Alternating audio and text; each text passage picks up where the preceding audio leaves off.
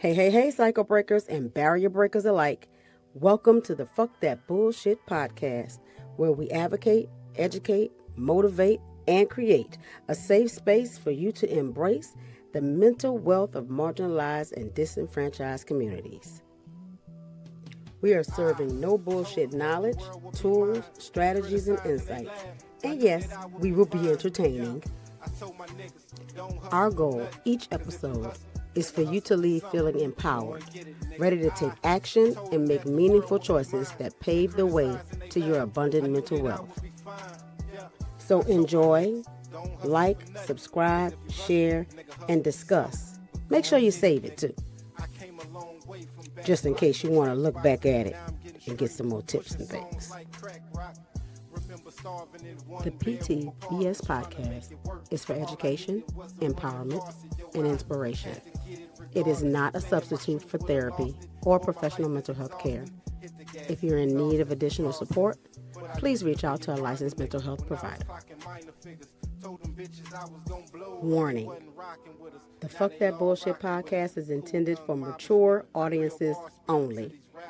This podcast contains raw, unfiltered conversations about mental health, social issues, and breaking generational cycles. We keep it real, unapologetic, and explicit because healing and empowerment require honesty. We're going to have strong language and adult themes, unfiltered discussions on race, identity, and mental wealth, challenging bullshit narratives without censorship. So if you're easily offended, this might not be for you, and it's definitely not for kids. But if you're ready for bold, barrier-breaking conversations that empower, educate, and entertain, tap in and let's fuck that bullshit together. Let's go.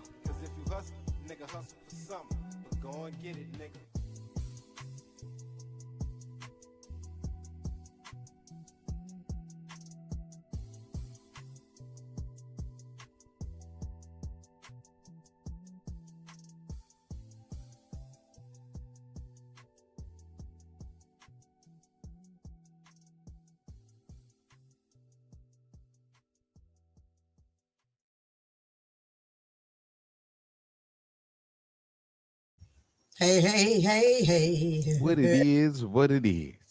Hey, everybody, welcome to the Fuck That Bullshit Podcast with your boy G Money, Brian G Money Turner, Big Sexy Fred, and myself, Shawnnell, no bullshit therapist, Batiste. And I don't know how y'all doing out there, but it's been my birthday over the weekend. Y'all bringing it right on in. happy birthday. Man, that's what's up, man. That's awesome. Happy birthday. Happy birthday. You know what I'm saying? You know, my bros know, y'all might not know, I'm actually a leap year baby. So there ain't no leap year this year. So I took up yesterday and today because somewhere in between there is Yeah. You was here somewhere between them 2 days. Yeah, you got in there. You know what I'm saying? So, I consider that to be a special day and all that. Because, I mean, what's the odds of showing up? Yeah, how your mama timed that? You know what? I figured I came early. My mom said I came early. I was due either, I don't know how early I was, though. But I came 8 days before her birthday. And then I figured out that my baby girl came 8 days before my birthday. I don't know what that means, but it's cool. It's cool. That's what's up. So enjoy my birthday stuff and all that good stuff. 54 years around the sun. You know what I'm saying? So 54. I know it's crazy. Good times. I remember. Yeah, good times. Yeah, y'all probably remember when I was 4. You know what I'm saying? Yeah, that's what I do. I do remember that. I don't remember it, but y'all do. We got pictures, so it's good. Right. Yeah, you got proof. You got proof. We got proof. So how your week was?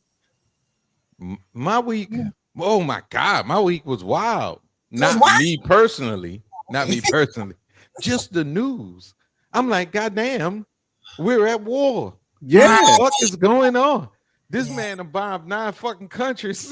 That's crazy. I'm like, this dude on a bombing spree. You know what I'm saying? And we kicking it with Israel. I'm like, Jesus Christ. Yeah, we ain't never been this tight with Israel. On the low, we have. On the low we have. It's just never been this out in the front. Yeah, but I put 2 and 2 together. Yeah, because That's who really Israel got the do fucking shit. Epstein files. You understand what I'm saying? Because Israel usually do shit and we just don't ever say nothing. Yeah. Now we just like, this. I mean, Well, you're right. This nigga doing all this shit. He ain't got you. You need okay from Congress to go to war. That ain't. You do. You just can't wake up in the morning and say, but we already know ain't shit gonna happen to him. Yeah, ain't shit gonna happen to him. Ain't nobody gonna do shit. Nah, they not. The Democrats are gonna go. And my colleagues across the aisle getting sick of that shit. Right. And then the Republicans gonna just act like they dumb as shit and not do shit. Talking about I want to know what they got on the Republicans. Like I don't believe everybody like just down for this nigga. Like we just down for the nigga. You know what I'm saying? And we pumping all this money to Israel. I was like, well, now I really see who calling the shots. Because we over there bombing Iran with Israel. Yeah. Yeah. So I'm like, this shit they usually do by themselves. Well, I mean, and it's fucking illegal. We can't do that. We can't do that shit. So I was wondering why he got rid of, because there was already a peace treaty in play with Iran that Biden did. No, Obama did it. Yeah. That's how far that shit go back. Yeah, right. Obama did hooked it up. And I kept wondering why he got rid of it as soon as he got in office. Yes, right. Because Israel said, look, we need this for whatever fucking reason. Whatever fucking reason they need it. You know what I'm saying? So, and now he on something, we trying to free the people from we ain't never tried to free nobody. But they ran the free game. We ran the free the people game before. Bush ran that bullshit when he bombed Iraq. That was we're liberating the people of Iraq. Exactly. These motherfuckers was worse off than before. They was better with Saddam Hussein. But it was America that caused the problem in the first place, per usual. You know what I'm saying? So we fucked this up, man. We should try to go fix it, but we just gonna fuck it up some more. Yeah, exactly. We just wanted that strategic point on the map. That was all that was. We just needed that spot. Now we have an American presence. We got more. Well, we ain't gonna have no fucking American presence there because all they fucking attacking is the American bases over in Dubai. Yeah, you see what I'm saying? I didn't pay attention to that. Yeah, I ain't see none of the news. Y'all telling me all the good stuff. Yeah, oh damn. Because see the difference between this and like in the past, whoever the president in Iran is now, he like fuck that shit. Y'all bombing us, we bombing you, motherfuckers. And he bombing Dubai, Kuwait. They drop bombs. He drop bombs. Like fuck that. You won't go? Let's go. He like a nigga that don't care. Yeah. Like fuck it. Fight. Let's go. Yeah, it's a shitty time though. You know what I'm saying? Like it's a real shitty time. You know what I mean? Because I got 3 in the military. I ain't sent them there for that bullshit. You know what I'm saying? I did not send them there for that bullshit. You know what I mean? So it's some bullshit. If it was legit, even if it was the bullshit legit, that's one thing. Yeah, but this ain't even our shit at all. You know what I mean? This ain't even our shit at all. So yeah, I mean, at least Bush hooked up with NATO when they went and wiped out Iraq. But I mean, coalition. At least Bush had that fake ass 9/11 shit to ride on. That's when he went and fucked up at Afghanistan. Yeah, but he used Iraq in that shit. At least he pretended something was happening. Right. You straight the smoke screen. This is second time bombing Iraq. He bombed Iraq before and said, "We've completely destroyed their capability to make nuclear weapons." And then a month later, we attacking them because they're weeks away from building nuclear weapons. But I thought you said I thought you took care of that already. And if you ask him about it, he ain't answering. Of course not. Because it's bullshit. Because whatever he did the first time for Israel said, yeah, that was cool. And then later on they said, bro, that wasn't enough. Yeah. So now you gotta go. I need you to go back again. Like this is not our country. We in control of shit. It's like owing the mob. Yep. Yeah. Exactly. Once you owe the mob a favor, you owe them a favor for the rest of your damn life. It's not that, oh yeah, do this for me one time and we good. Yeah, till I need some other shit. Yep. Yeah. Yeah. That's what's happening. Yeah. Wow, shit. That's bullshit, y'all. That is definitely. Oh yeah, that's definitely 100% bullshit. But in the meantime and in between time, we still gonna spread our love and help y'all become conscious, aware, prepared, and don't be scared. You know what I'm saying? So today we on our 4th part of our freedom series, which is very ironic. Talk about freedom. Oh, fuck that freedom is a feeling bullshit. What is it if it's not? So let's talk about that a little something. And I thought we might, because I love Sinners. Do y'all love Sinners? I watched it again. It's one of my very favorite movies. It got so many things in it and stuff. And I thought we could look at freedom from that standpoint yet again. We did that a little bit before and all that. Now, our first episode we did was freedom according to who defines freedom. The second one was sovereignty, the authority without permission, freedom within yourself and what that means.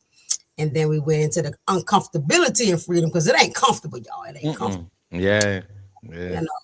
And so today we're talking about the feeling, like what freedom feel like, So if freedom is a feeling, what y'all think it would feel like?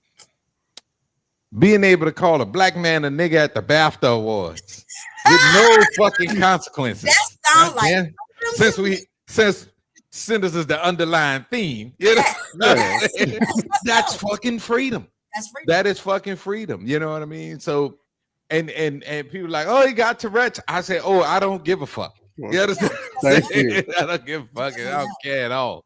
You know what I mean? But that's what it looks like. You know what I mean? That's what it looks like. And I think the falsehood of freedom that we have right now is, people getting online, they saying what they saying. Black people, white people. Oh, yeah.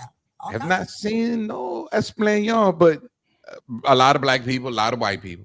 And I'm not saying that they're not out there saying that. I'm just saying I haven't heard from them. Well, except for the one guy, the actor. Yeah, him. Leguiano. I don't know. I'm probably jacking up his last name.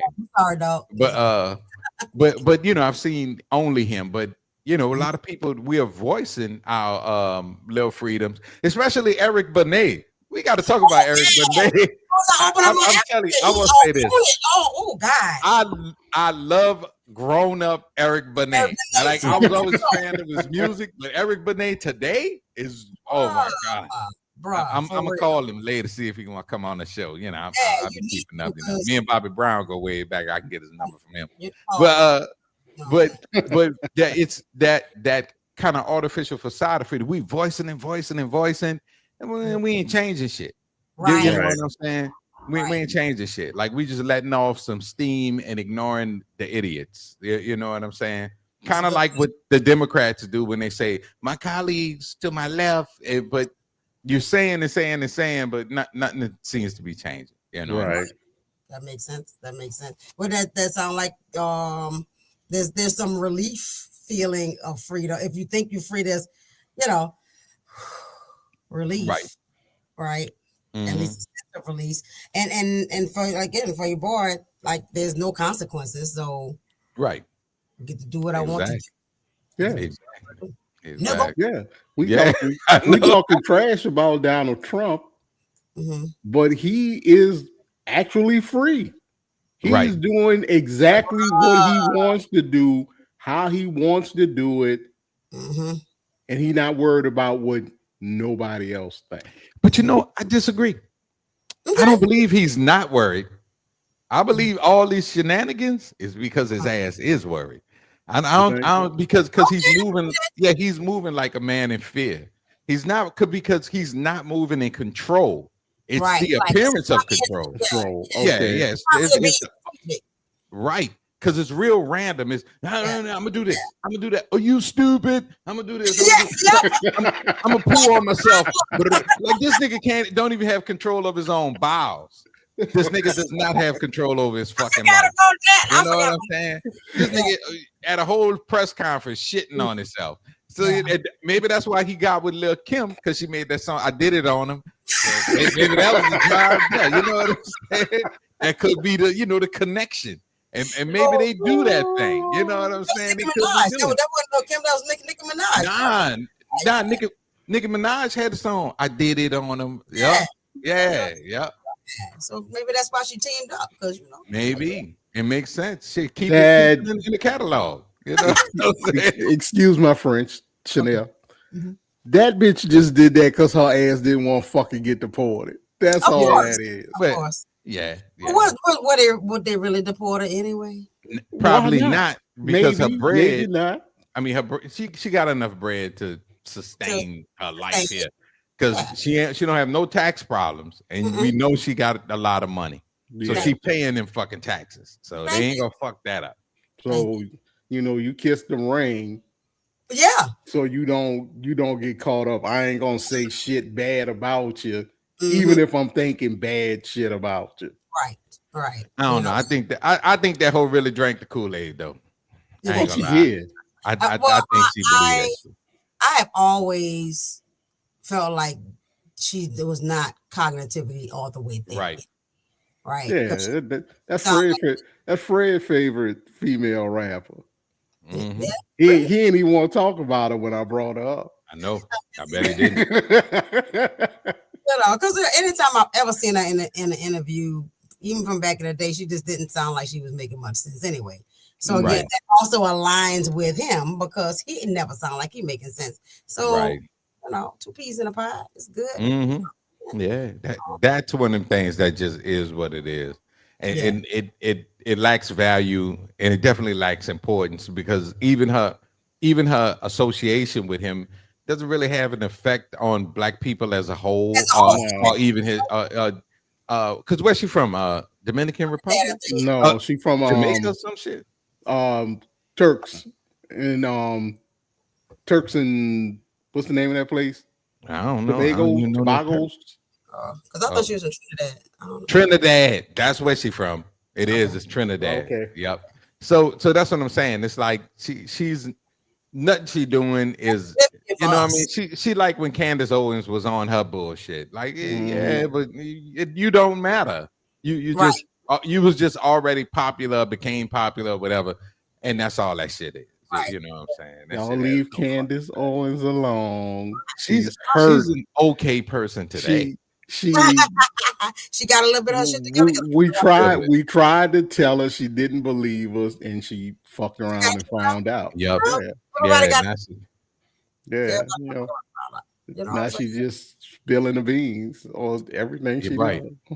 I might go and look at her again, because I literally when people not making sense, I just can't stomach bullshit. So I literally disconnect and don't listen to nothing they have to say. When the people show up on my page, I don't even want to hear what you got to say, because I'm not gonna let you even ignite my emotions like that and get pissed off and waste my energy. Fuck you. You know what I'm saying? So I like to listen to them, because I like to see what happened when they fuck around and found out. Oh, no, that's absolutely funny. Yeah, it's entertaining. It's like watching Corey Holcomb. Yeah, exactly.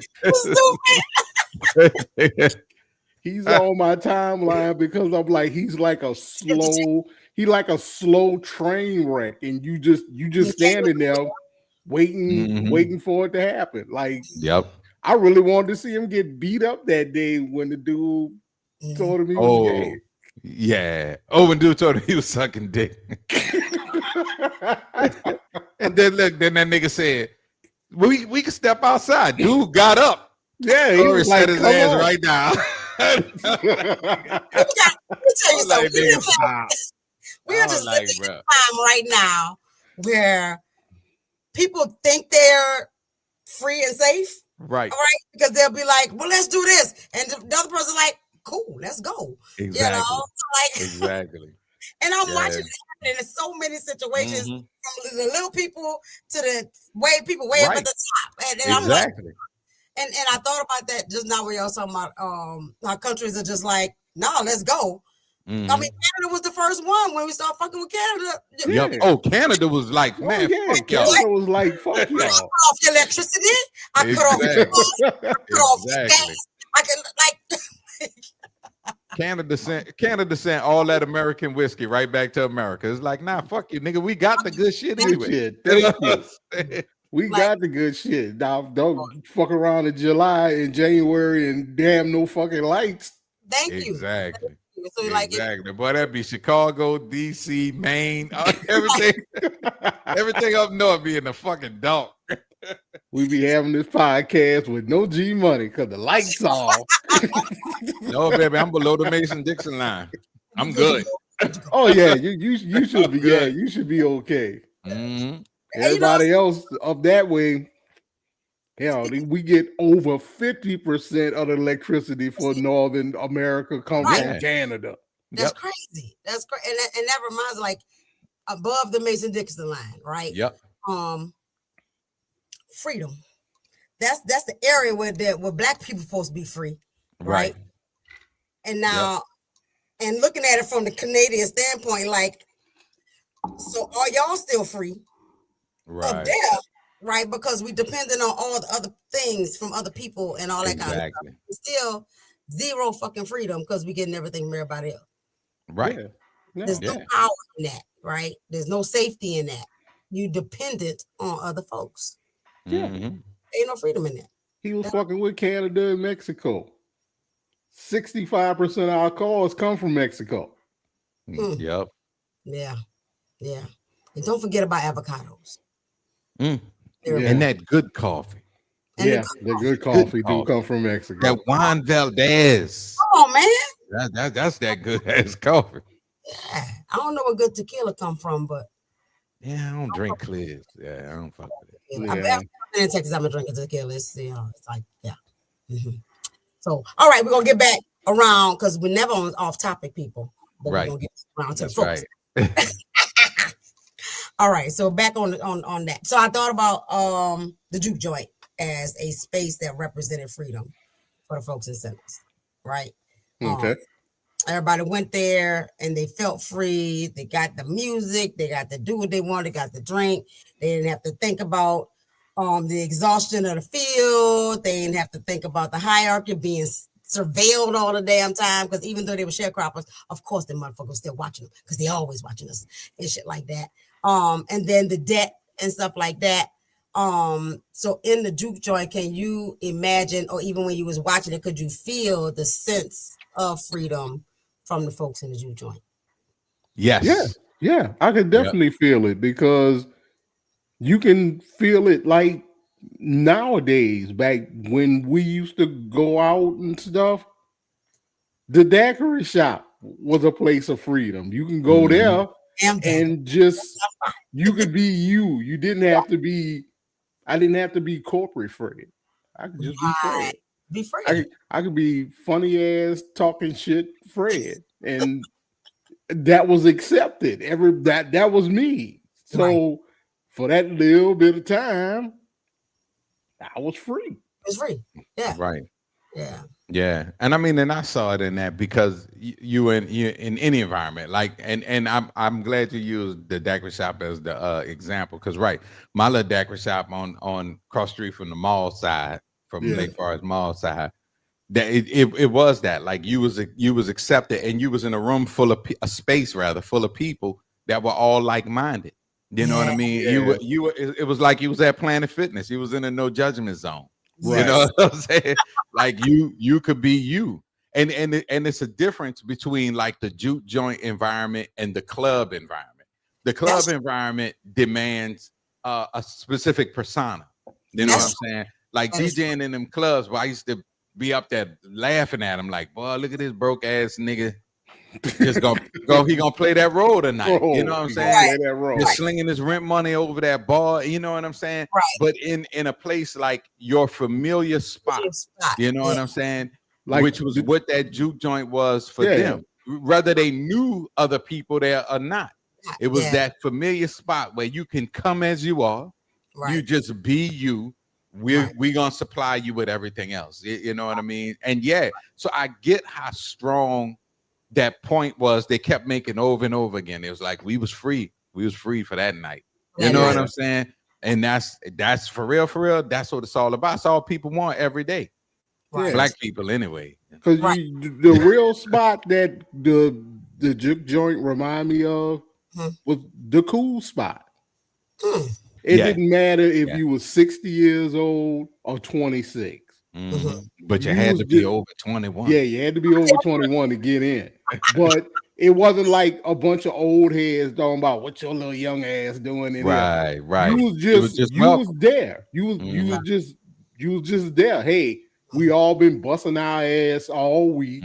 We gonna come in here, talk shit, eat some chicken wings, drink this Miller Lite, drink this Miller Lite, and have a good time. And that's what the juke joint was. Yeah, everybody, you know, the Asian people. It didn't matter, black, Asian, all that. They all bust their ass. They all dealt with the same bullshit. Yeah. But for them 3-4 hours or however long the juke joint was before the vampires came, they were free. You could we just here. Yeah. Right. But I think any environment that has a collaborative history, you know what I'm saying? When you have a collaborating history, you can bond, even if this is the first time I ever met you. Like I done met people up here, and they'll see my little fleur de lis on my car, and they'll be like, "You from New Orleans?" And I'm like, "Yeah." And they'll be like, "I'm from New Orleans," and it's instant. You know what I'm saying? But that's because we have, you know what I'm saying, a common history together. So that's bonding, and that in itself, that's freedom when you are in a room full of like-minded people. And again, and I'm saying this because I'm black, and I'm not knocking no other race. But in the black community, that's that peace, that's that comfort, and that's that safety.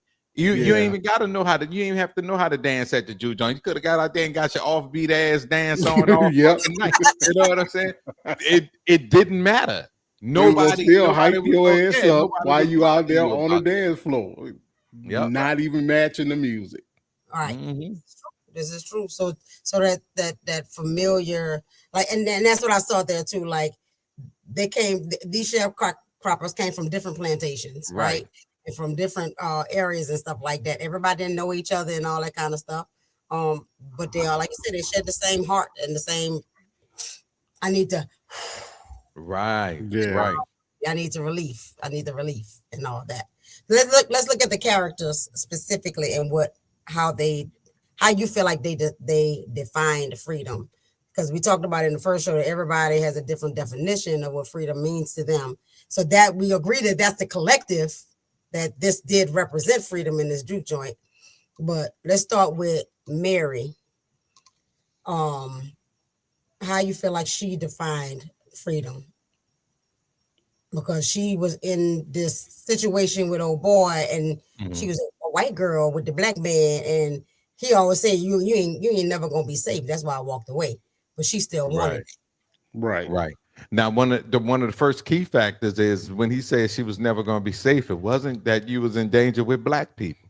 Right. You know what I'm saying? Because our revolution is based in love. We'll punch the fuck out your facts on top of facts. Yes. But our revolution itself is based in love. Yes. I think for her freedom was she got to be with the people who she felt the most connected with, because she recognized that it was void of that hate. Regardless of how they was treated by white people, all that they went through with white people, it was still at its core, it was still void of hate. Yeah, absolutely. Because again, and you say it all the time, like, we don't be mad about the things y'all think we mad about, right? We just want to be left alone. That's it. We're not trying to get your stuff. We ain't trying to take it from you. We just want the freedom and the ability and the opportunity to just do our own shit. That's it. Yep. So get away from the hateration. Is heavy. All right, what about Smoke? How you feel like he defined freedom? I think Smoke was in the red all the time, right? Smoke was Smoke was in the Smoke blue. in the blue. Yeah, that PTSD. He was yeah. I think Smoke's freedom was really like just letting go. I felt like he carried a lot of responsibility because he definitely carried it. Even though everything seemed 50-50 all the time between Smoke and Stack, I think Smoke was the carrier. He was the one made sure Stacks didn't get his ass. Everything that he could right. Because when you look at him in the juke joint, right, he anything heavy or important he took care of. You know what I'm saying? And it's not that Stacks couldn't do it, but he was still in protection mode. He was clearly out of the womb first. Smoke was out of the womb first. One out. So I think for him, you got to protect him, right? And protect the people around him. Exactly. Exactly. Whether he knew you or not. Yeah, because I related because I was the same way. That Brian can handle himself. Yeah, he can. But if his wife called me and say, "Hey, so and so and so and so and so," I'm hanging up on her because I'm getting on the plane. right. I'm going to the plane. Get me out of jail. It took my mother had to say, next time your brother get into a fight, let him get beat up. Well, she didn't say let me get beat up. Let me clear that. Actually, she did. She said let him fight. She didn't say that because she pretty much did. She pretty much said not to you. You see when the old boy tried to stump you in the ground or beat his ass, but you had to take them licks. But me being me, I'm supposed to protect him. That's what it's not my job, it's what I'm supposed to do. And I still think that way till this day. Because you're in protection, you're in protector mode. Yeah. Right. Protect my family. That's the thing. Right. I could feel that. I could definitely feel that. So like Smoke was definitely a protector and tried to garner as much control as he could so that he could protect. Right. Yeah. Right. But he also knew Stacks could handle himself. He knew he could handle himself, but it was always, Stack was kind of loose. Like he was like, kind of more laid back, more like, Stack was just, Smoke was the serious one. Right. When old girl didn't want to eat that garlic, he was about to blow her goddamn head off. Right. Stacks would have been like, wait a minute, hold on. A minute. Yeah. He's more reasonable, but like Smoke had been through some shit, right? And all that. Right. So that PTSD is like, I ain't got time for this shit. Blow a head off. Talk about it later. You know what I'm saying? Better save this off. But not even talk about it later. Your ass just dead. Right. I'll talk about it later with the others. All right. So how would you say Stack defined freedom? Stack was he was him. Right. Stack was Stack. And it was like but be chill. Like he just like kind of indulgence. Like, I want some of that. I want some of this. I want to do that. I want to do this. And he just go do it. Right. Yeah. Right. I think with Stacks, I think he always embraced whatever amount of freedom he had in the moment. It was 100% for him. You know what I'm saying? Because he kind of came across as the type, he can handle his business, but he's not as observant to what's going on around him. You know what I'm saying? And he was more adaptable though. He was definitely more adaptable because even after, getting turned, all he did was took this new situation and made freedom out of that. You know what I'm saying? And it just embraced that fully. He didn't go into that with a bunch of regrets. And actually what his whole thing was, hey, big bro, it's cool over here. Come over here with me. You know what I'm saying? Right. So I think out of everybody, I think he embraced his freedom in any environment he was in. And it was consistent. It was consistent. It was, no matter what. Because I thought about it even in the beginning when they was buying the mill house and all that, the mill. Smoke was ready. He opened his jacket when old boy was talking or whatever and all that. But Stack was the one that moved. Right. Like, he was right over there, but also switched it up right quick. Man, take this money. You know what I'm saying? Right. Because it wasn't about he wanted to get the thing done, right? Right. And all Smoke would have smoked him. Right. Yeah, Like you said, boom, that is still one of my favorite parts of that movie. Really? Yeah, just the way that they moved, the way they repositioned like that. Yeah. And you could see Stax was on point. Basically, he was looking at Smoke like, give me the word. Yeah. You know what I'm saying? Because he positioned himself behind the dude. You know what I'm saying? So he was like, look, if he gotta go, he gotta go. You know what I'm saying? However, let's go and get this deal done. Right. I think because Smoke was about the control and had this almost armor on all the time and all that. I think and because he was the protector of Stack had the freedom to really relax and be him. Right. Yeah. Right. So he could joke around and be jovial, and be like, nah, we just playing, take the money, I ain't gonna get it. So, it made him a lot more smoother in the thing. Right. All right, what about Pearline? Pearline was a freak, man. She was freaky. And they didn't. I mean, we didn't delve that deep into Pearline's character on the show, but I did. But from just what I saw of her, outside of the normal ills of that time, the normal hardships of that time, I think her freedom came. I think she overly pushed in for her freedom when she got to the juke joint. Yes. You know what I'm saying? Because she kind of came off like this shy, little quiet girl, but she was in that mug like wide open. You know what I mean? And if you watch it again, pay attention when they were still at the train station, though, because she gave him the flirty eyes. She gave him the look. You could see that when she was talking to that what's his face? Very interesting, right? Wasn't she married too? Yes. That's the point, though. I saw her.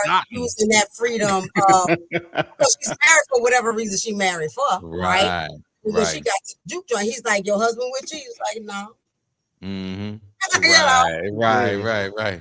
And John and she was doing that mild flirting and all that kind of stuff because she was interested, right? And so I think she had that freedom in being away from her husband and being away from regular stuff, right? And here goes a young man right here that want to show me something. Yeah, he want to try something new. It's called sweaty coochie. Hold up, I ain't washed up. He was like, I just want to try something. Like, let me wipe off first. That nigga was like, nah, you nasty ass. Oh, Sammy was a villain out this. Let me wash up first. Oh, I appreciate it. Go ahead and wash up first. I was just about to suggest that. Sammy ain't had no chance. His daddy was a preacher. He had no chance to do none of that shit. He said, get in. You still gonna wash that cooch cat though? Yeah, for real. I'll give it. And if it's new, it better be fresh. Yeah. Y'all stupid. Y'all so stupid. All right. Speaking of Sammy, how we feel like Sammy identified with freedom? His music. His music set 100% his music. His music set every damn thing free. Yeah. You understand what I'm saying? For real. But his music set. I mean, even in the church setting, it still freed him. It was that was 100% connected to him. Like no matter where he was at, even when he was out there in the fields humming along, picking cotton. You know what I'm saying? Free as a fucking bird. You know what I mean? Yeah, 100% his freedom. And when he got to hang with Stack and Smoke, he was really free then because he could be himself. Yes. Because you think about it, when he was at home, he had to hide his guitar. Yeah. So he was at home, he wasn't free Mm-hmm. because his daddy had that control to where I don't want you playing this devil music. Right. But to him, it opened his soul. Yes. So And it's something he needed. It's something he yeah. needed. Yeah. All right. What about Delta Slim?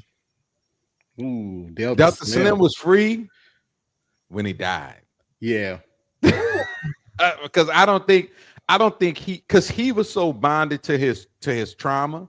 Remember me telling a story about what happened with the dude to him and his boy. And so I don't think he found his freedom at all in his, in nothing we saw. You know what I'm saying? Now, granted, he got even with him. There was something in the music. I think there was some in the music because at first I was thinking he felt free when he was drinking because that's how. But that was his escape. That was right. That was 100% escape. Yeah, and that's why it was so mandatory. You know what I mean? Right. So, but even in the music, I think it was more like a temporary freedom for him. You know what I mean? There was a lot of pain with him with the music also, because you think about it, him and his boy was doing a joint when he got killed. Yes. Right. And ergo, the constant drinking. So the constant drinking was to shield from that reality piece that he was living in Monday through Friday. But I think when Delta Slim died, that's when he got his peace. You know? Yeah, because he was ready. He said that off top, like they got to go in order to get the y'all. And so there was some freedom in him protecting his people and sacrificing himself. So you're right. Yeah, I would say that. Yeah, because he didn't get a chance to do it when his boy got killed. Right. So because it was the white man that killed him. So all you could do is just stand there. Back then, you just had to stand there and watch it happen. You ain't had to. Everything is about the consequences. Once you accept those, you unstop consequences. This be true. All right, what about Grace? Boy, that woman. Lord have mercy. Anyway, though, I think hers. Well, she always seemed to have a better perspective of who she was, where she, you know what I mean. Like she had had a full grasp on reality. You know what I mean. But I think her freedom. I think her freedom. You know what? I don't think she was ever in bondage, because even when she got bit, when she was dying, she accepted that immediately. I don't think she was ever in bondage. You know, she might have, like I say, you live in those times, but you don't have to be those times. I don't think she was ever at not one time in bondage. She always seemed at peace with herself. Yeah, with herself. Despite what was going on around. Whatever decision she made, because even when she said it's time to get out of here, she started to get out of here. When she said, "Fuck it, we're about to let him up in here and get this done." Yep. We just like, you're right. Exactly. There was no bondage, Yeah, that's what's up. What about Annie? Annie, which one was Annie? Big, fine, sexy black woman. Wait, I thought that's who we was talking about. Smoke old lady. Grace was the Asian lady. Okay. So let me flip my shit around. Everything I just said goes to Right. All right, everything I said just goes to her. Because I never really remember the Asian lady though. Let me clear it up. For the Vietnamese lady, I have no freaking idea because she's Vietnamese. I don't know what they went. So now we could jump to what you call it. But everything I was saying before. I was saying before was so Annie is more like she was totally accepting. Right. This happens. I need you to do this because. Wait. Disclaimer. I didn't know we was going to talk about the Vietnamese people, so I wasn't even thinking about it. Grace was the main character, and everybody was mad at her, but it was before about what she did. You know what? For Grace though, and this is gonna sound bad because I loved both of them. I loved both of their characters, but I think her focus, it's what I saw in her was that I'm down with y'all. No. but I ain't dying for down y'all. with y'all. You know what I'm saying? So, Right. so you know, that's what I'm saying. It's like for her, I don't know really what her piece was, because when I saw the full her, because you know, when you really see a person is when shit hit the fan. Right. And when shit hit the fan, she was basically like, man, fuck you, I'm going to fire my husband. Right. You know what I'm saying? It didn't become a collective thing. She separated. Right. It's gonna sound bad. She separated by races. You know what I'm saying? You said you didn't feel like she had any. I was going there with it. I don't feel like she felt that there was any that she was in bondage, because she was all about her stuff regardless. Right. You know what I mean? And that's why I felt that part even when I thought you was talking about her. Right. Yeah. No. Oh, I was talking about. I wasn't talking about her. I wasn't. Because you saw me when you said that, I was like, "Ooh, that woman." And you know, I wasn't talking about no Vietnamese woman now. Yeah. I was talking about, boy, that big, fine, but that's a fine woman. That's a fine woman. Wow. All right, let's get to our villain, Remy, if he is our villain, because I don't think Remy's a villain. Yeah. I don't think he's a villain. The victim too. Remy basically went through the same shit that everybody else went. He just went through it overseas. Yeah. Because even when they came here, they was still, Irish people, they were still calling Irish people names, treating them like shit.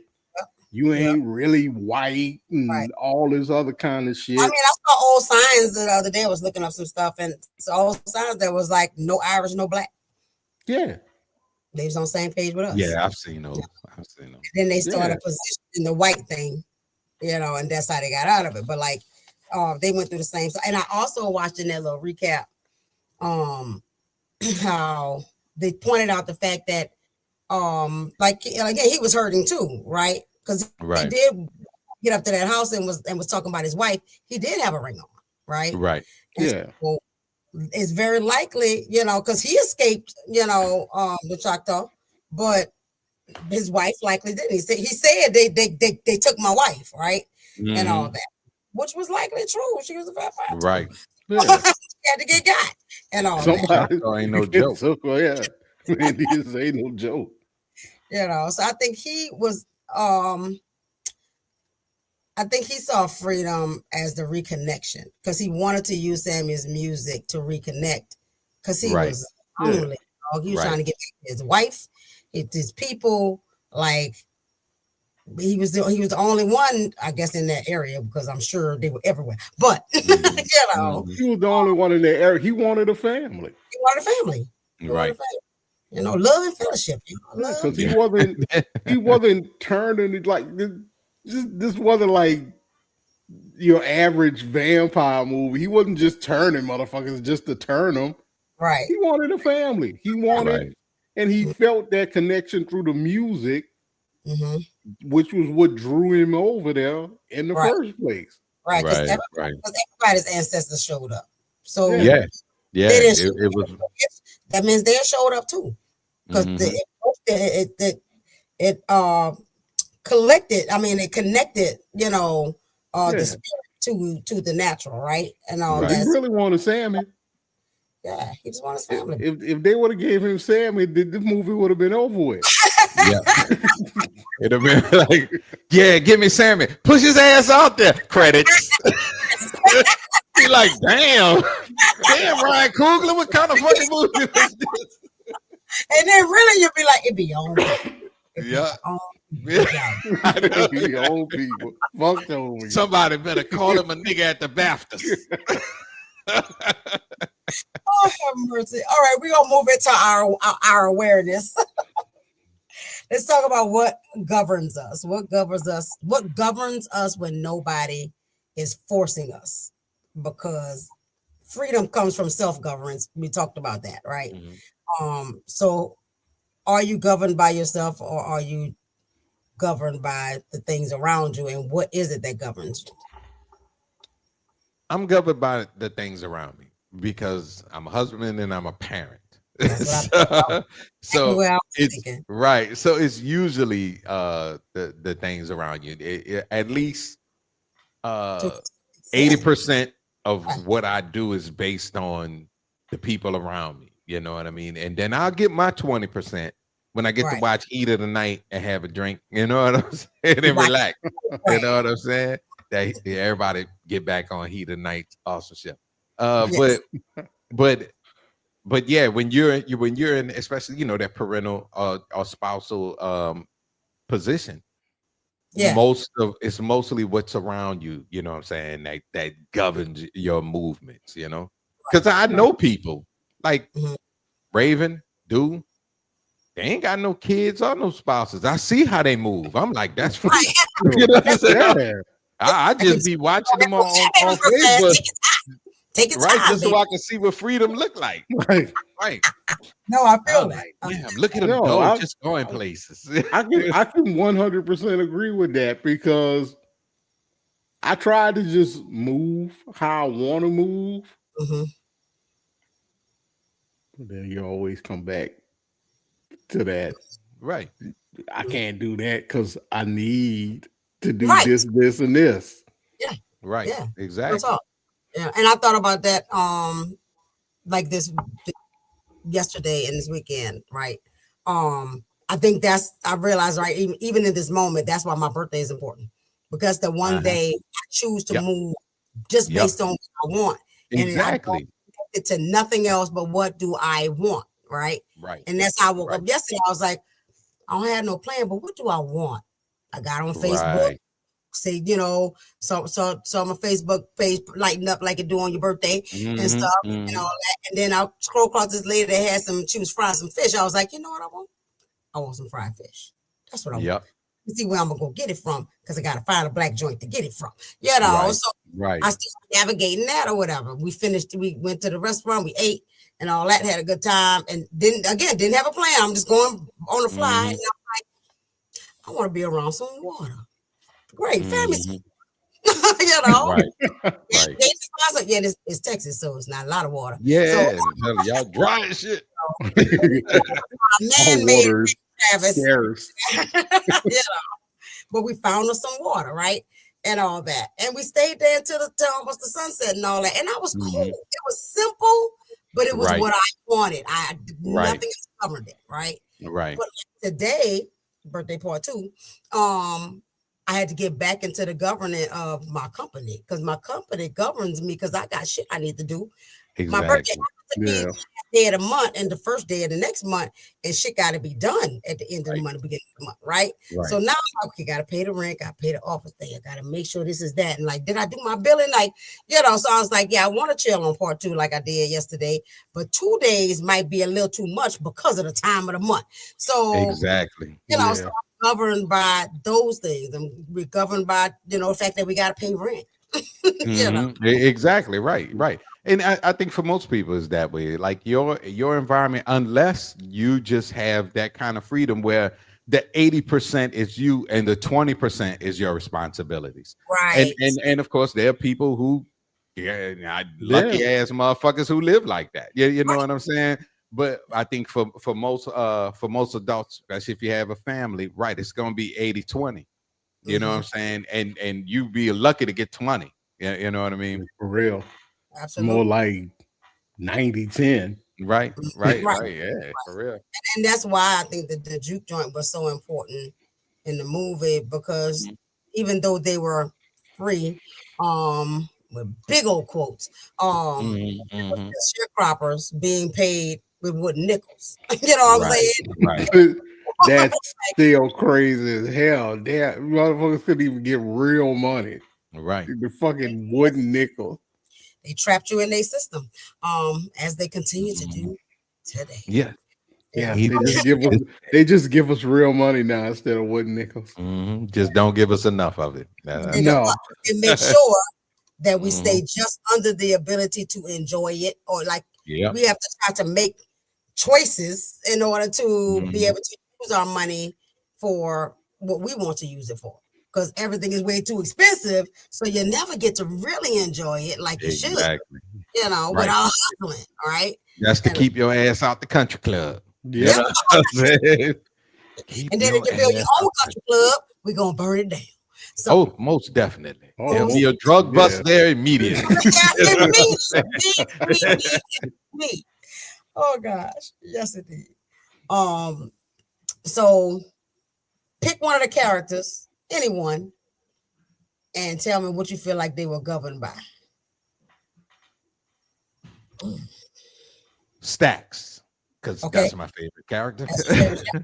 I feel like he was governed by his own emotions. You know what I'm saying? His own, like his feeling in the moment. He acted on the feeling. You know what I'm saying? And I feel like he was governed by the happiness of others. And the reason why I say that, because even when he told the story, and that's why he was so relatable to me, because even if I'm having a bad day and I see somebody else having a bad day, I try to make their day better. You know what I mean? And then I realize that I do get like almost like a high for making somebody else feel better. Yeah. Right. Because when he told Sammy the story about the guitar, he could have just told him the truth. But in order to make Sammy feel special and the guitar feel special, and now you have this special guitar, now everybody's special. You know what I'm saying? And then when he talked to Smoke was like, man, that was our daddy guitar. That guitar ain't you know what I'm saying? So reality and the people's fantasies. Right. So I think what governed him was he was always trying to make the other person, you know what I'm saying, trying to build somebody else up higher than what they were. I can see that. Who you picking, Fred? Smoke. All right, go ahead. Smoke, because I can totally relate to Smoke. Mm-hmm. Smoke was governed by the fact that he wanted to make sure everybody around him was good before he was good. And I think it's because he wasn't good. I think he was. He wasn't. See, he wasn't good. Smoke, if you pay attention to Smoke was not good. He was always angry. He hated the whole situation, the way they had to live. Mm-hmm. Right. Because I feel like he was really avoiding vulnerability. You know? He would that and with damn, what's his name? What's her name? Who? The big fine one. Oh, Annie. Annie. He really wanted to be with Annie. I think Smoke admired Stack because Stack had that freedom. Freedom to just be. Yes, I think so too. Yeah. Stack was Stack. I think Smoke would, because you could see it sometime.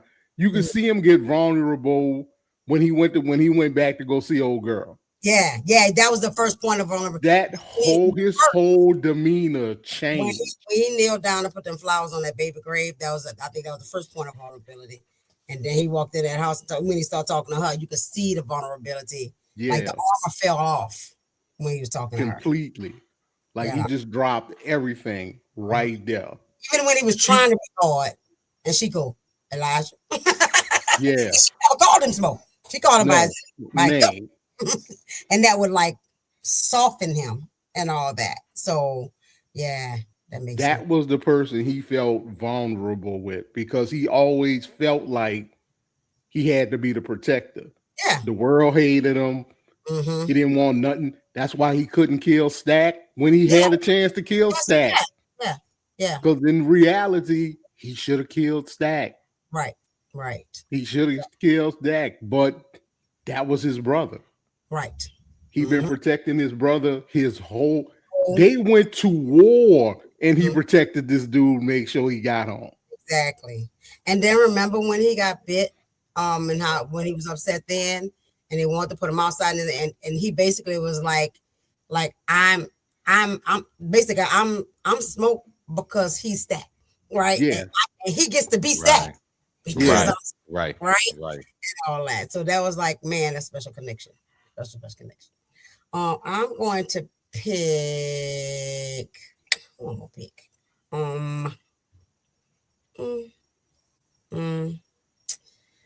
want to pick Annie, but that's too easy.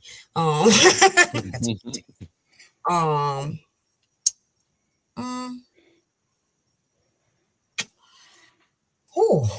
like all these characters so much. Yeah, very well casted film. I'm gonna go for big dog Remick. I'm gonna say Remick. I would say that he was governed by his appetite. Right. By that intense hunger. I think he was governed by his pain. And the longing for connection, and community and love and fellowship. And by domination too. Like he wanted to control the things so that he could have what he wanted. Right. Yeah. Right.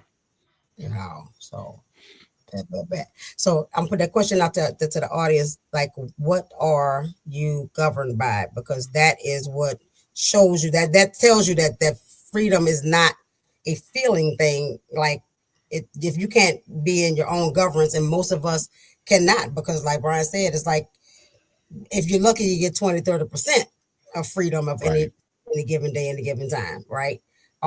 That's part of why we promote self-care, right? Because like, now take some time, you make the money, go get a damn massage or something, Right. Yeah. Right. Get you a handkerchief. Get you a handkerchief. Get you a handkerchief. And you sit in your room and do absolutely fucking nothing. Exactly. And don't think about nothing either. Just chill. And stuff. So we'll move from what was that? Awareness to prepared. To be prepared.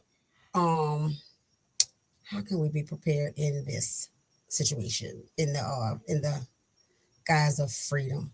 When we talk about preparedness, we're usually talking about regulation, and we're talking about managing yourself, just like we talked about earlier with Trump, just throwing shit out there. I'm just gonna bomb everybody. Dysregulate. Right. And what I've learned in my profession and personally is when however people are feeling, they want other people to feel, right? So if you're you tend to try to dysregulate the people around you. Just like if you're happy, you like call everybody and tell them how you're happy, and because you want them to be happy with you, right? You want them to join that co-regulation and all that kind of stuff. And so because we are so co-regulating human beings and all that, causing dysregulation in others causes issues in all of us, right?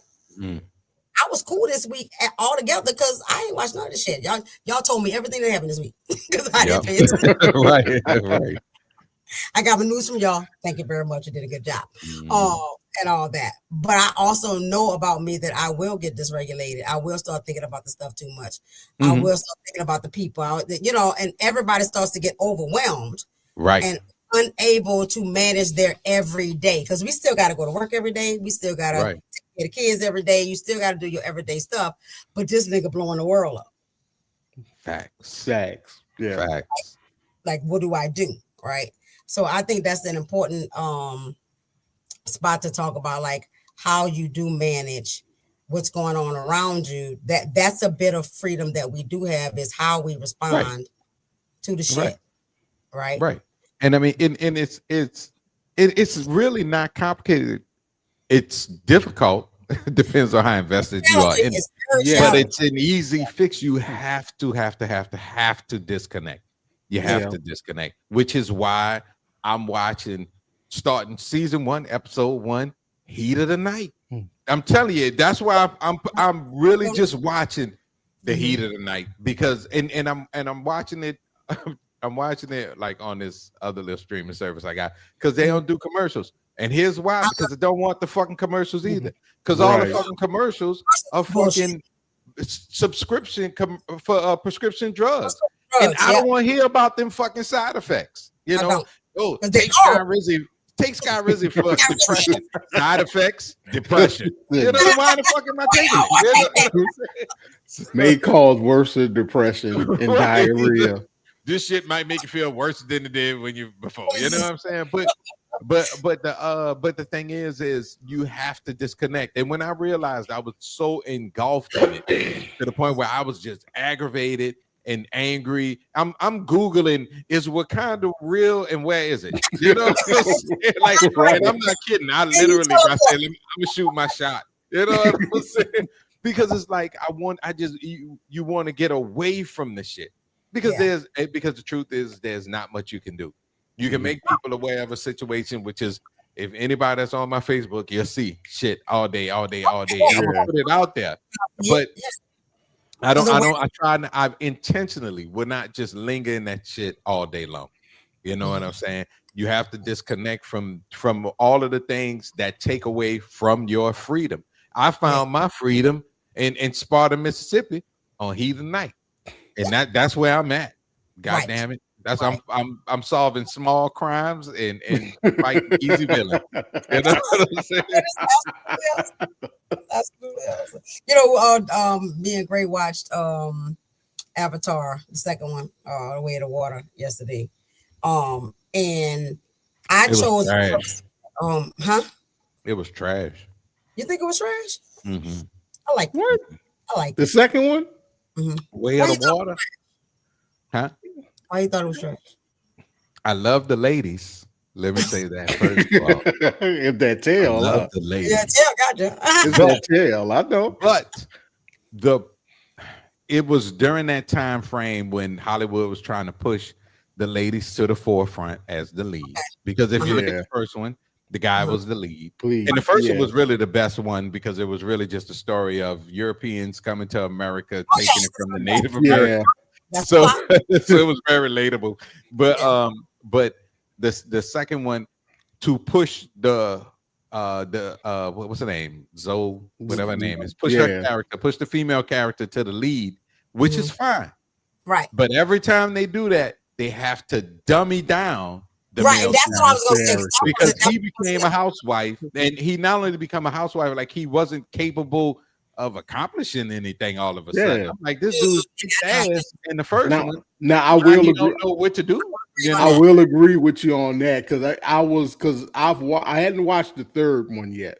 Yeah, but I watched the first two.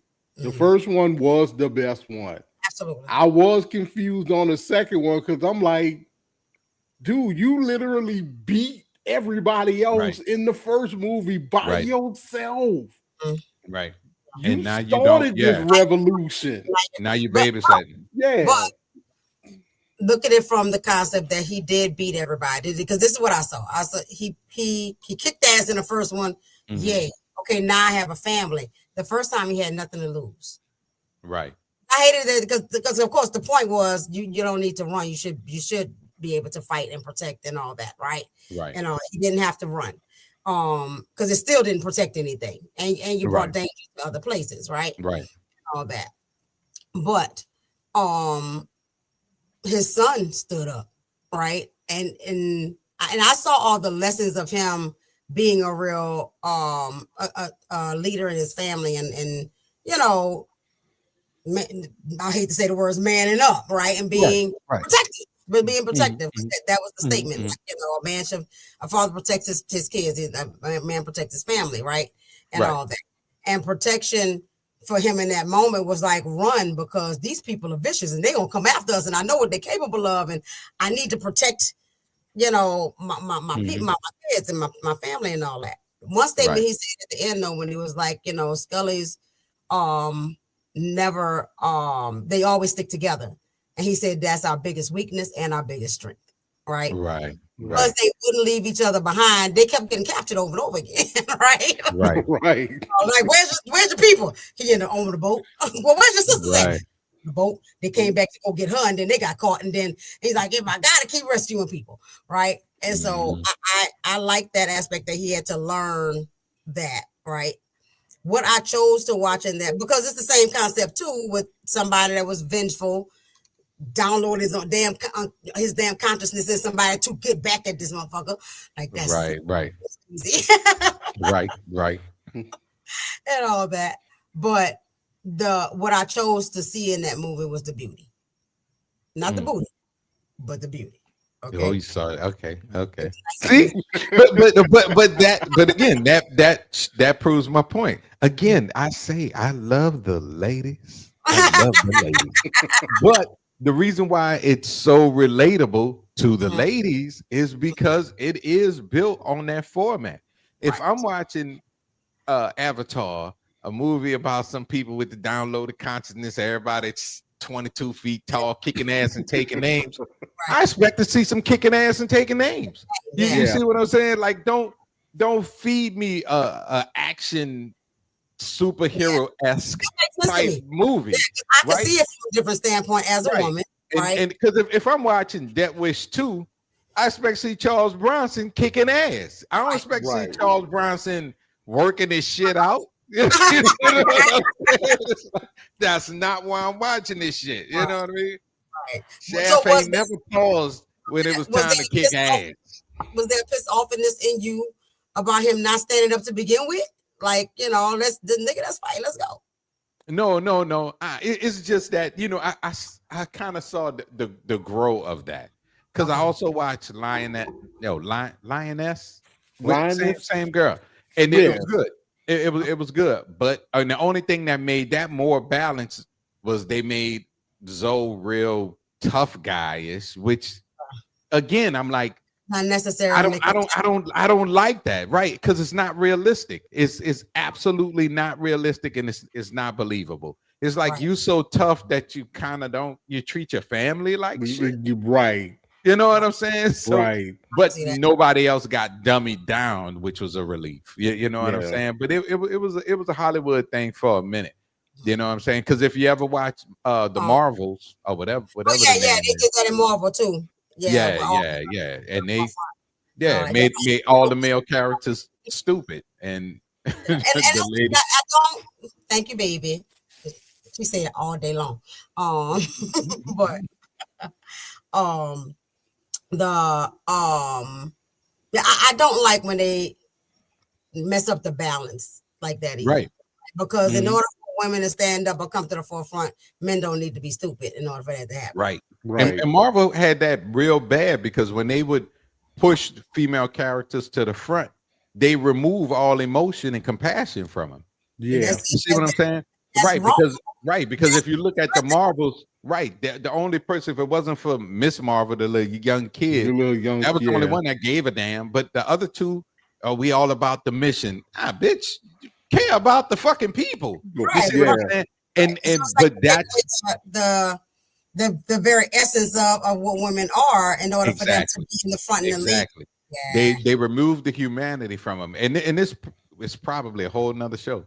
But what they do is they treat. Yeah, thank you. Write that down.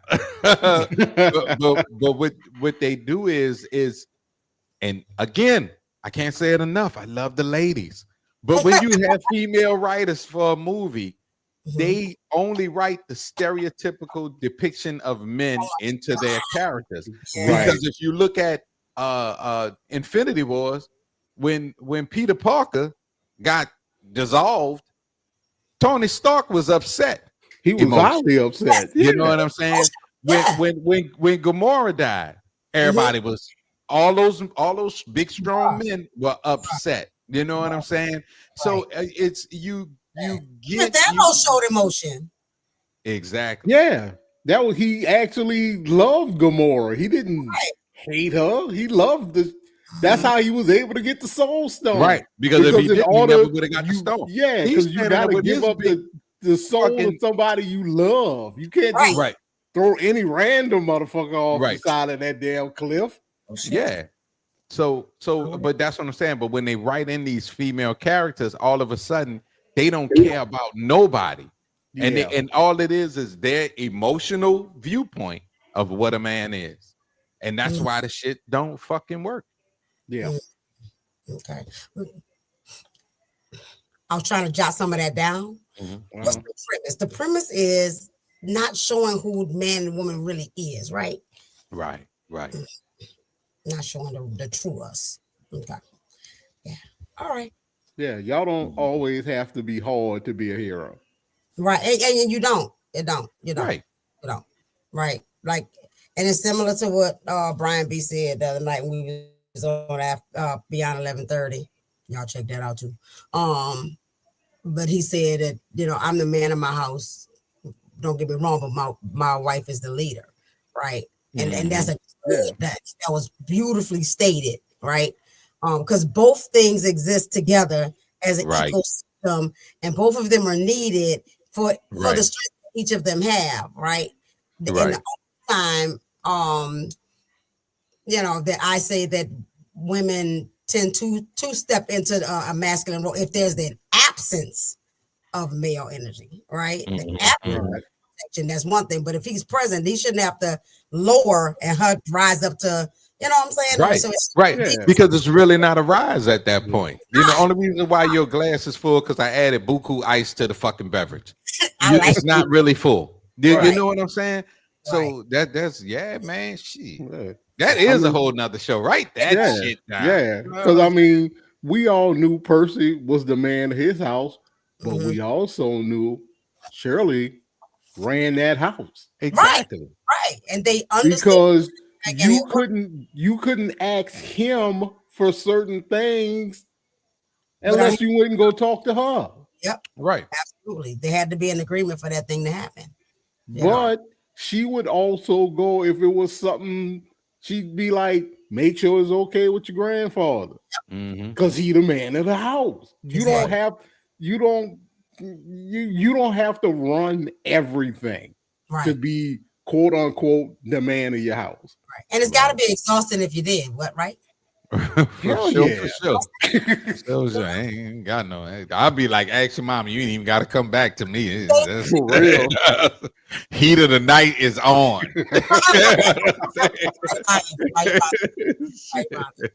Nah, I feel that. All right, so let's move on to our never scared. You said something earlier about and I think I wrote it down. About our revolution is rooted in love.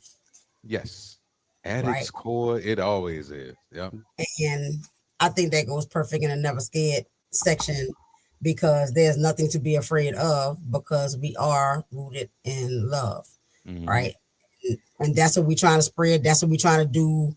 We're just trying to be ourselves. We're just trying to be free in the way that we feel like we can be free, even if it's 20%. Right. Right. So, some people might say that, well, it don't make sense if you're not all the way free, then it don't make sense to perform or practice freedom in small increments and all that, because free is free. And even if it's not a feeling, you should be trying to get it all right. Right. And all that's that. Them dummy podcasts. You say that stupid ass shit. Because it's not even a realistic, there's nothing realistic in that statement. You can't have it all. You can't have it all. You can't have it all. And would you know what to do with it all if you had it? Exactly. That's the question. If I gave you everything you wanted, would you know what would you do with it? It's worse because if you gave somebody everything they wanted, all they would do is find new fucking things to want. Exactly. That's all that matters. Exactly. That appetite is insatiable. It ain't gonna stop.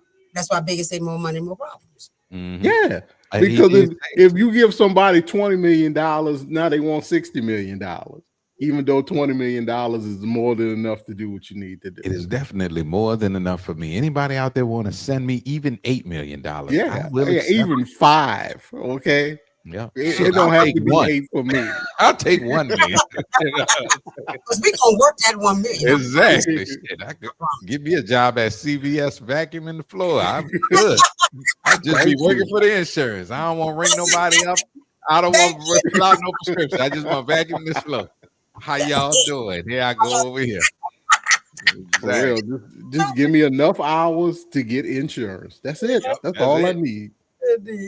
And no more proof of that is like I said with my birthday weekend. When everybody kept saying, "What you want to do?" Right. The one thing I had wanted to do for my birthday, for my leap year birthday, forever years, is have my 70s birthday party, and I did that on my last leap year. So I'm like, it don't really matter now. I did what I wanted to do. Exactly. And that's true because I know last year on my birthday, my wife took me out. She was like, well, we're gonna go whatever you want, shopping spree, whatever you want to do.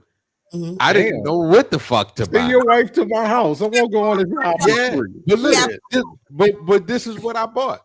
I bought a new Swiffer jet mop thing. a carpet cleaner. You know. Yeah. I said, I'm gonna get this car. I was researching this carpet cleaner. This is a good ass carpet cleaner. And she was like, a carpet cleaner. Put it in the basket. Yes.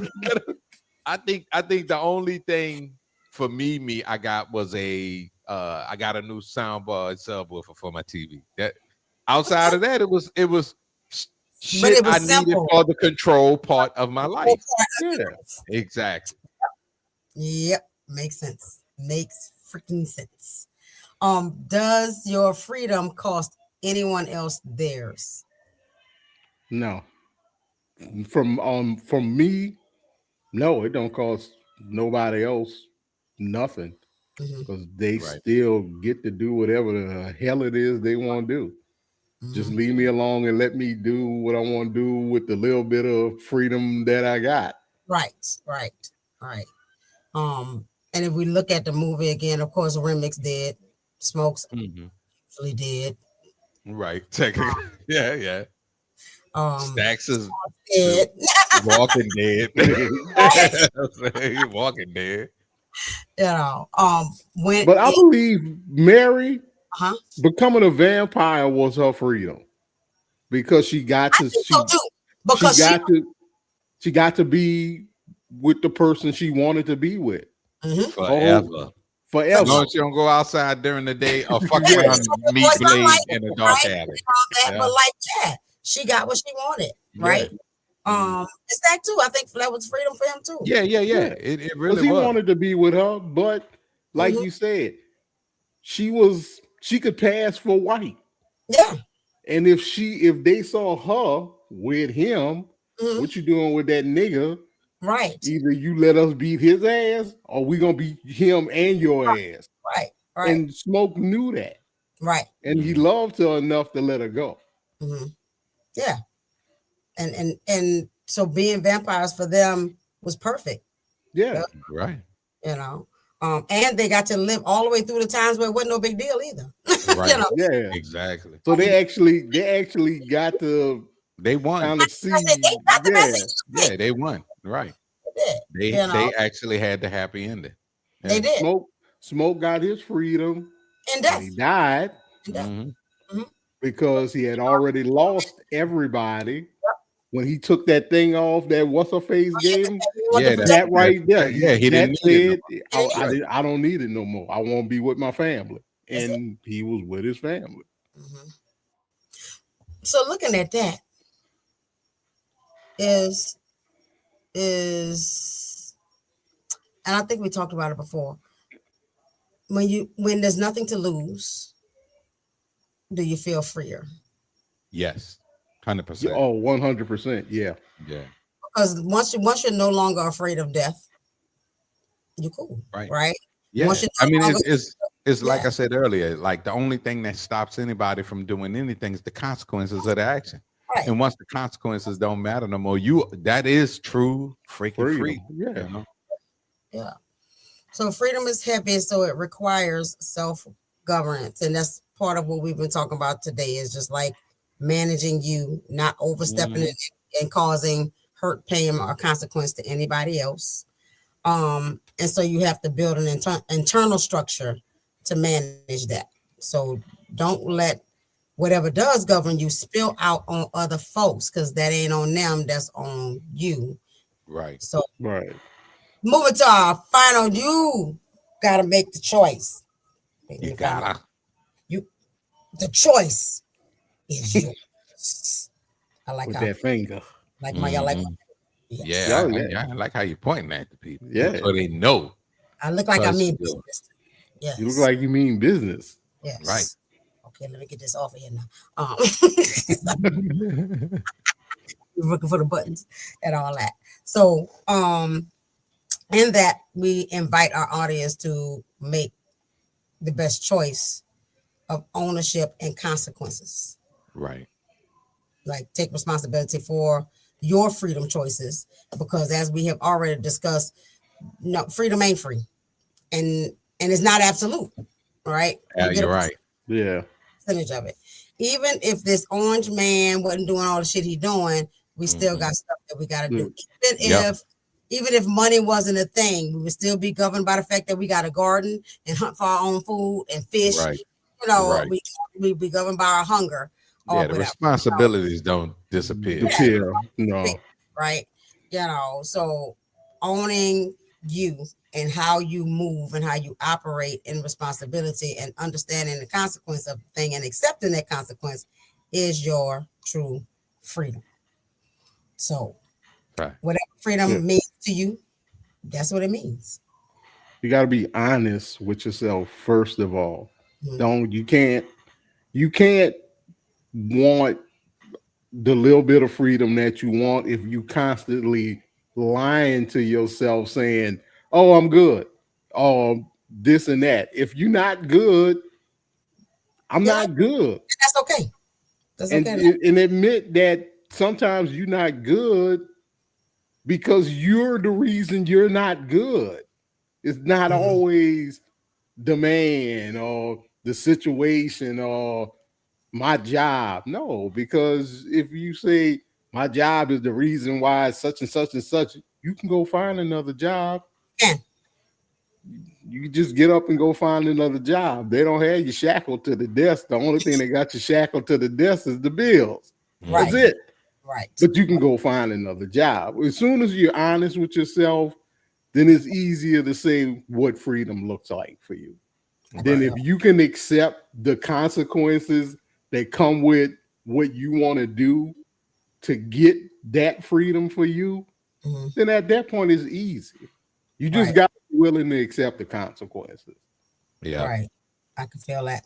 And understanding like what your version of freedom, what does it produce for you? Right. Because it's freedom for certain reasons, right?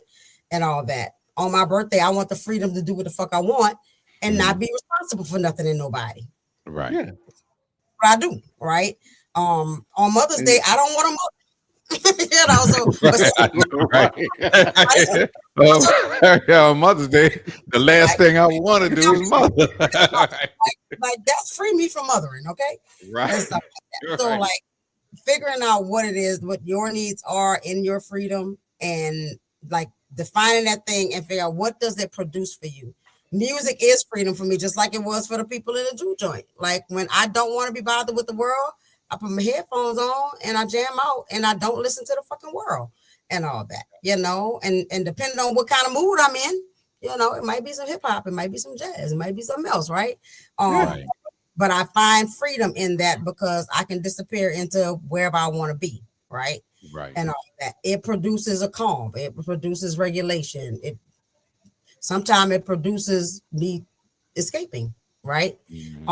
And so that's my representation of that in that moment, and that is healthy and that is important. The juke joint played a role, and it was an important role in those people's lives, so that they didn't stay caught up in their oppression. They didn't stay caught up in the bullshit.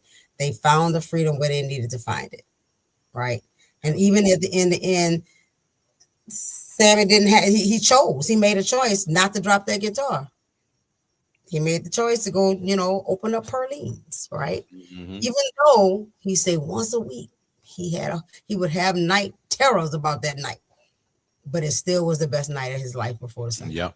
Yeah. Even though he was fighting for his life before all that shit happened, like he said, that was the best night of his life. Yep. He got him some booty for the first time. Ate some sweaty ass coochie. Nasty mother. He got to be. He wasn't the pastor's son. He was Sammy. He was Sammy. Yeah. And people loved Sammy for being Sammy. Yeah. And my final thoughts is this: whatever it is that's holding you up from your freedom, learn to let that shit go.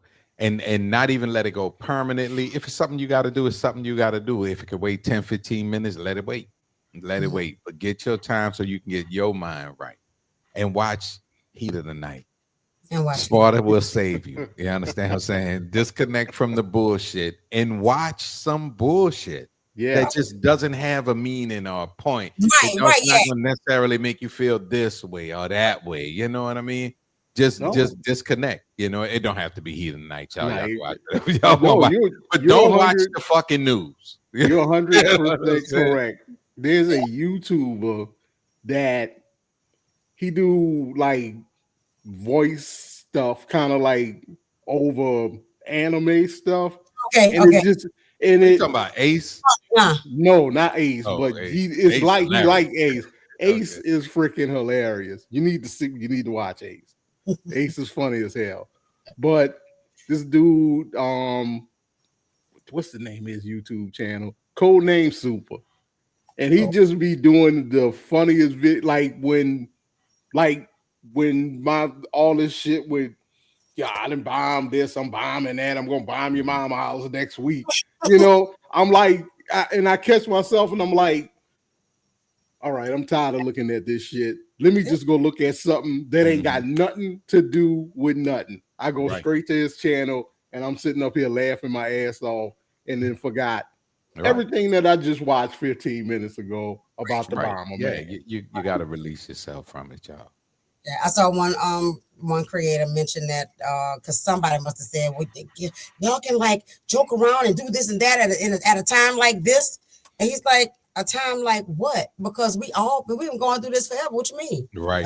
Exactly. A time like Jim Crow, a time like we always have to do our day to day and figure out how we were going to make our peace and have our freedom in small increments, right? So that we can be right. Some of the best comedians on the planet show up at times like this. Yes, absolutely. Right. And they make light of it. They make it funny so that it's palatable. So that we can that's what I'm saying, right? You have to. It's scary, it's uncomfortable, it's weird as fuck. People that's still down with this bullshit. It's some weird as fuck people. but I get it. I get it because hate feeds certain people. You know what I'm saying? Like they need it. So and the music thing, like Shawnnell was saying, when I'm pissed off, sometimes I'll throw some NWA on because they was.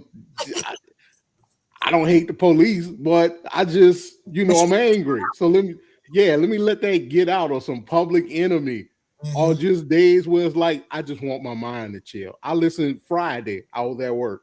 I listened to Black Sheep all day. Hell yeah, I've been on that Black Sheep all day. That was off them De La Soul. The playlist started, and before I knew it, I had missed lunch. Right, yes. Right. That's some good jams too. That's some good jams too. Yep, absolutely. All right, before we roll out, I'm gonna hit my girl up right quick and give us some Shawnnell. Friend of Let me tell you about something that sounds like boring paperwork, but it ruined people's lives. Cabaret cards. And once you understand what they were, you're going to realize that New York didn't just manage nightlife. New York managed who was allowed to make a living. So here's how it worked. In New York City, if you wanted to perform in a club that served alcohol, sing, play piano, play sax, dance, you had to have a cabaret card. And the part that makes my face tighten up is that it wasn't issued by a music union. It wasn't issued by some arts board. It wasn't issued by the venue.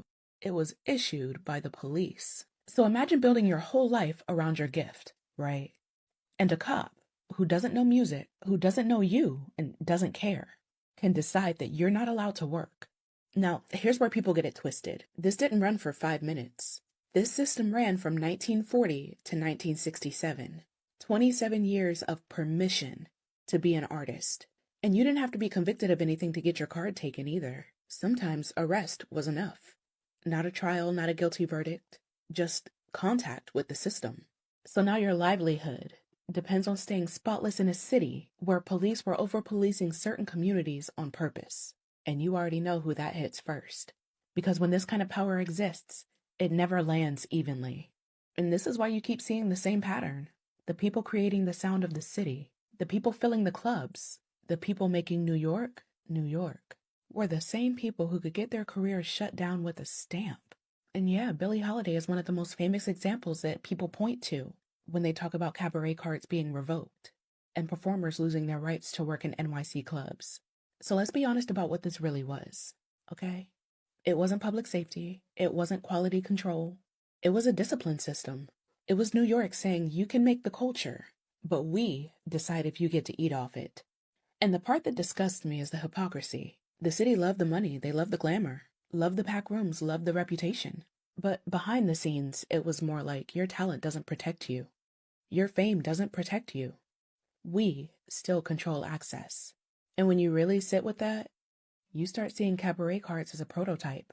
Not just for music, for everything. A way to control people without saying ban them. A way to choke somebody's opportunity without calling it censorship. A way to make you free as long as you stay obedient. And eventually, after years of pushback, that system ended. The cabaret card requirement was abolished in 1967. Not because the city finally grew a conscience, but because people kept pressing the obvious. This is arbitrary power. And of course, no real apology. No real accounting for the careers that never recovered. Just on to the next form of control. So when people romanticize that era, you know, the jazz, the clubs, the sparkle, I need you to remember, for decades, the police decided who got to perform. And once you really understand that, you stop calling it nightlife history, and you start calling it what it was, a permission slip for Black and brown talent. And the scary part is that we're still living with variations of it.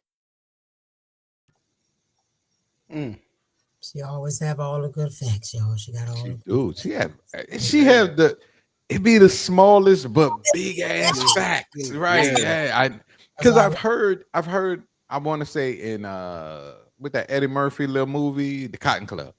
Okay. Somebody said something about a cabaret card, but you know, they didn't go into it. You know, they just like kind of said it in passing. And I heard it, but you know, because they didn't go into it, I ain't go into it either. But that is interesting, man. That's what that shit was all about. Yeah. Yo, I just gotta say, her hair be on fleek.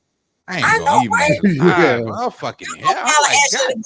On TikTok, please, because she got all the you, man. Shit.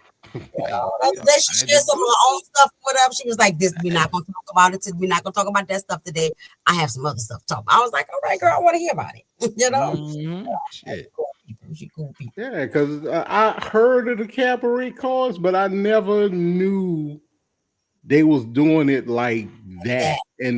And for the fact that a motherfucking cop, motherfucker just like what I got to do.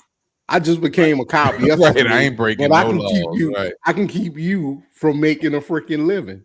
And that was at a time with some of the best musical artists alive was out. Yep.